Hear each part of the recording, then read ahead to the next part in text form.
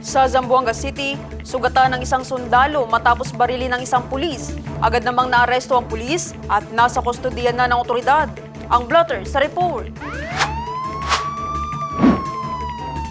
Nasa kustodiyan na ng pulisya ang suspect sa shooting incident na naganap sa Barangay Santa Maria, Zamboanga City matapos ang mabilis na pagtugon ng Zamboanga City Police Office nitong December 14, 2025, bandang alas 10:15 ng umaga. Ayon sa ZCPO, agad na rumisponde ang mga tauhan ng Police Station 7, katuwang ang Criminal Investigation and Detection Management Unit, matapos makatanggap ng ulat mula sa isang concerned citizen hinggil sa pamamaril sa kahabaan ng Galvez Drive, Governor Ramos Avenue. Agad na siniguro ng mga otoridad ang crime scene at sinimula ng kaukulang investigative procedures. Ang biktima, na kinilalang isang lalaking miyembro ng Armed Forces of the Philippines, ay agad na isinugod sa isang malapit na ospital upang mabigyan ng medical na atensyon.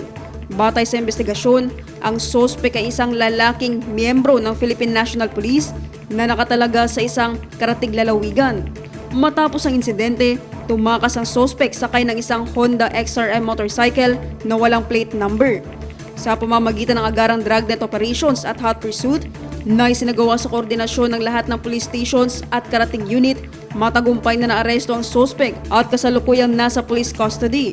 Tiniyak ng Zamboanga City Police Office sa publiko na patuloy ang masusing investigasyon sa insidente at ihahain ang kaukulang mga kaso laban sa suspect alinsunod sa umiiral ng mga batas.